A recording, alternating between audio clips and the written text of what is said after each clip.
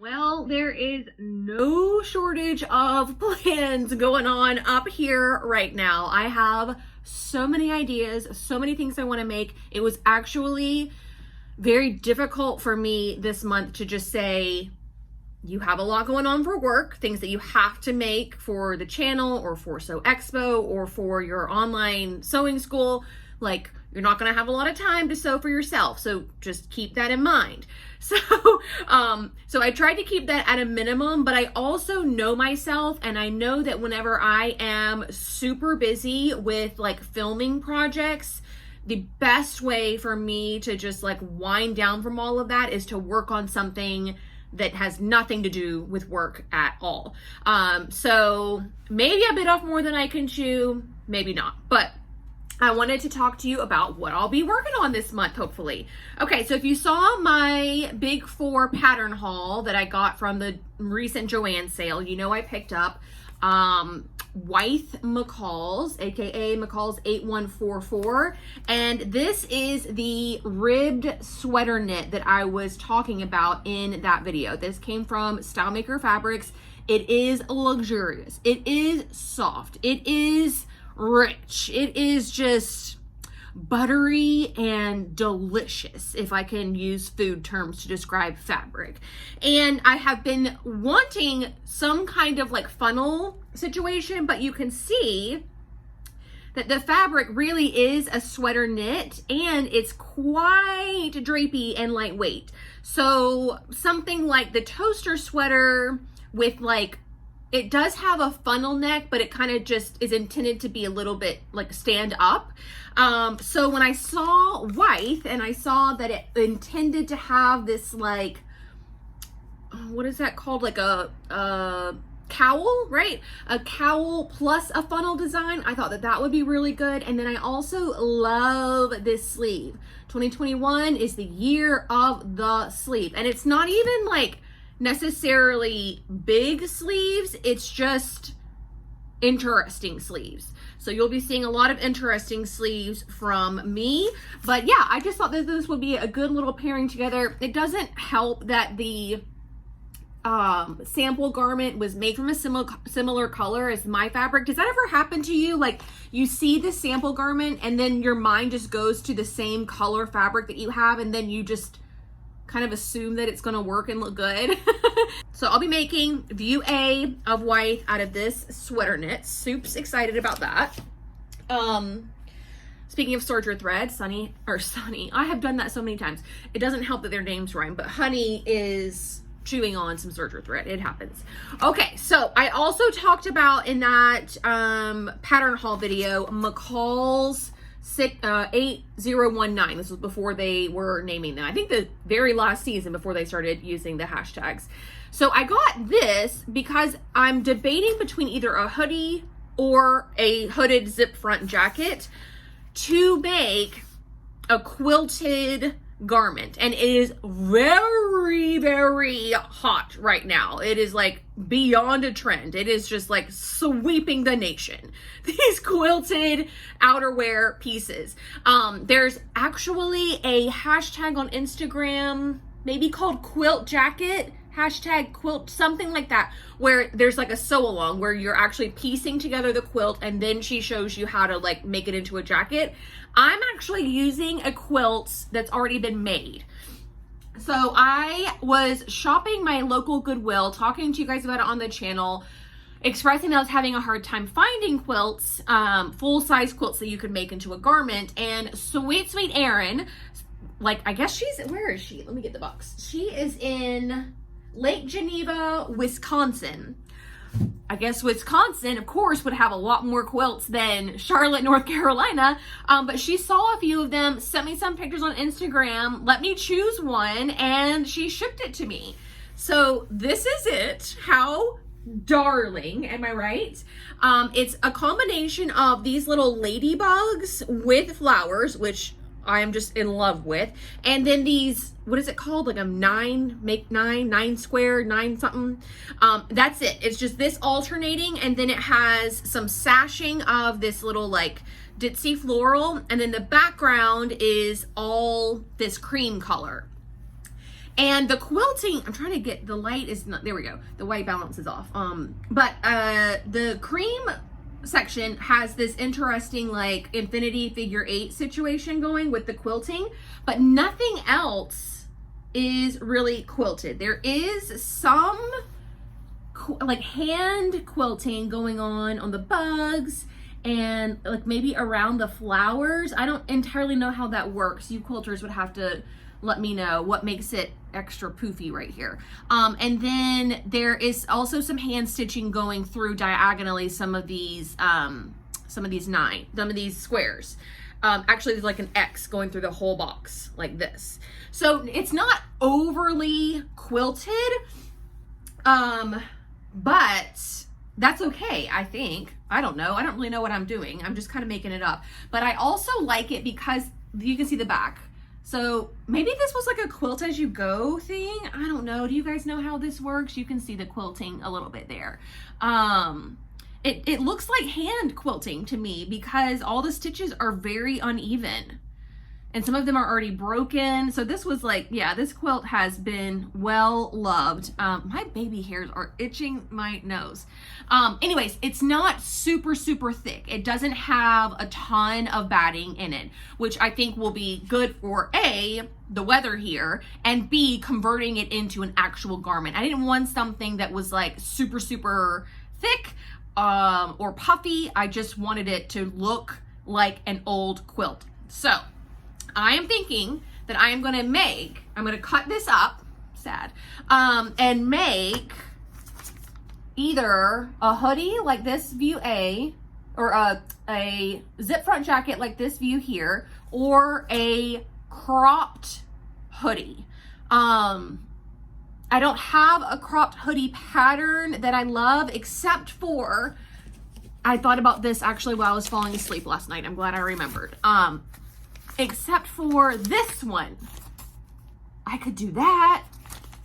Okay, yeah, let's narrow it down. You guys let me know in the comments section below. Should I use, for my quilted outerwear, this view, gosh, that's a teeny tiny line drawing. This view here, not gonna make the dress, guys, but this view here, and if I have leftovers, I'd make Honey a matching one for her jacket. So cute. This is, yeah, it's got like a slight drop shoulder. It's got a cuff and a band, which I would probably just leave off. Yeah, I'd probably just leave those off altogether and just hem it straight.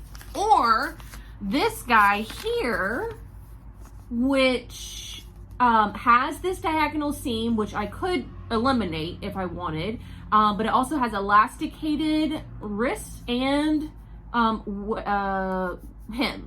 which I guess I could apply that to this and have a hoodie with elastication going on.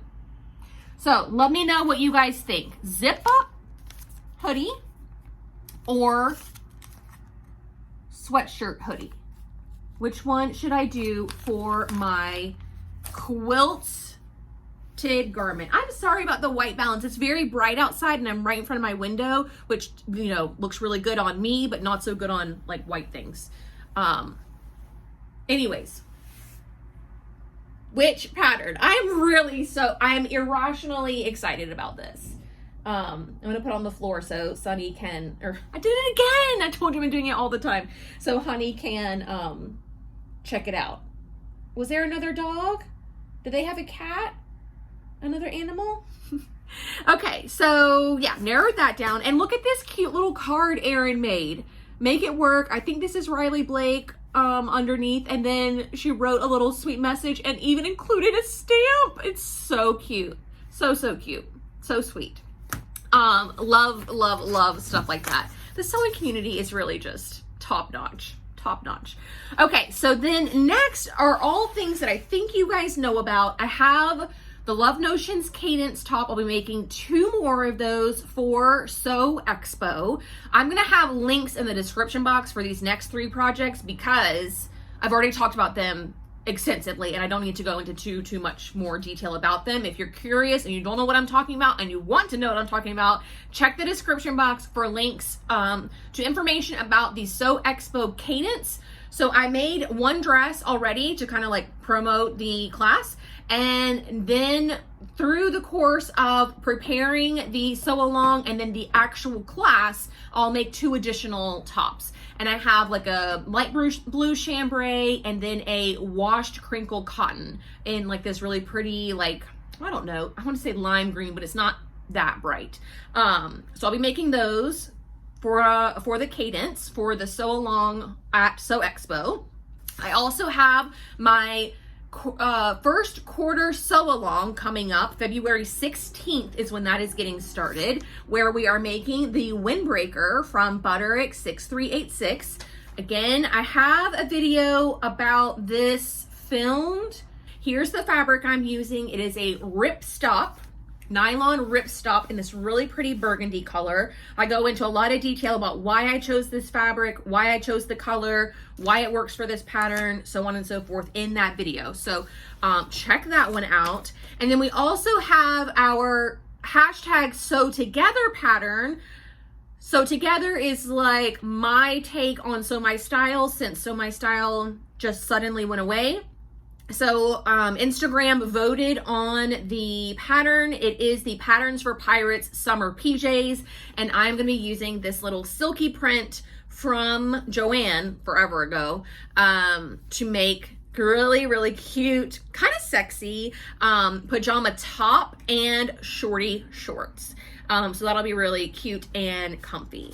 So those are the projects that I can at least tell you about. I am also working on my online sewing school. It's going to be called Sewing Schoolhouse. I am making a, oh man, Melrose top from Itch to Stitch with like a linen cotton blend from StyleMaker Fabrics to demonstrate. Like, I'm going to be teaching you all about sewing, sewing machines, sewing notions. We're going to talk a lot about fabric, knit fabric, woven fabric. We're going to talk about just all the ins and outs of sewing before you ever even like turn on your sewing machine. Then there will be a sew-along after you've done all your research, gathered all your, notions, gotten a sewing machine, practiced sewing a little bit on a few things. Then we'll all make the Itch to Stitch Melrose together to kind of, give you a crash course in making garments. And I chose that pattern for very specific reasons that I will go over at a later date, but it's a self-paced course. You can start it, stop it anytime you want. So I'll be working on that as well, but that's not really something that you guys will see for another couple months probably. But, and you know what? Mine as well. I got the Bonnie and Camille Quilt Bee book because I'm not a quilter, and when I go to look for quilting patterns, often I just find myself like going down this rabbit hole of like I don't see a quilt and then see all the parts to it. I just see what's pretty, and then I realize I'm in way over my head. So I got this book because I thought it would be like decent for a beginner, or at least somebody that's got a couple quilts under their belt. Like, I get the overall concept. I actually took an entire class, like at a school or something. This like local woman was just teaching this class. It was one of the very first sewing things that I ever did. So I have a pretty good handle on quilting, but the patterns are always just like, oh, that's pretty. And then I realized that it's like 55 million triangles and hexagons and things that are way too complicated. So I got this book because I thought there's plenty of patterns in here. It also, this was really the kicker for me. I should do a whole separate video on this book. It comes with this quilt pattern here, which is so adorable, and it has a bee on it right here. And this exact thing, they also converted into a cross stitch pattern. So you guys know I love cross stitching. So if anything, if I don't actually ever end up making this quilt for Honey with the bee on it, I'll do the cross stitch, and I think that will be really, really cute. Anyway, so I decided to make a quilt for Honey. It's not really for her, like we'll both use it, but it's like in honor of her. And I've got 2 of the blocks done. So I'll continue to work on this. I used the Robert Kaufman, Bee something. And it's this mix of really cute, like there's little happy bee, and then there's floral, and then there's bee hives in there as well. And then this cute little honeycomb in a bunch of different colors. So I got 2 blocks done. That's not bad, right? Pretty proud of myself. Oh, and then I have to show you this. Let me find a good example. Look at this. I found this background fabric that actually has bees on it. How incredible. And from far away, it looks just like white. I know.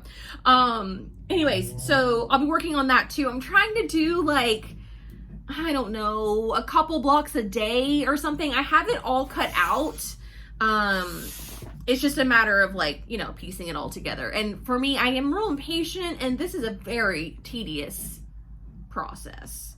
So maybe you're not supposed to do a block at a time. I don't know. But anyways, that's something that I'm working on as well. Okay, now I have rambled on long enough about all these different things that I have going on. I told you there are a lot of things happening up here right now. So yeah, let me know what you're gonna be working on in February. It's a short month. We have 2 days fewer than, 2 or 3 days fewer than the rest of the months. So we got to get crack-a-lackin', am I right?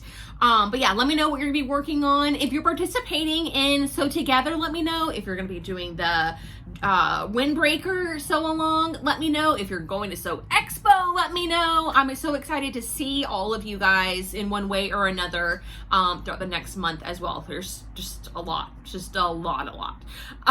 But yeah, okay, so that's gonna do it for me today. Thank you all so much for watching. I'll see you soon. Bye.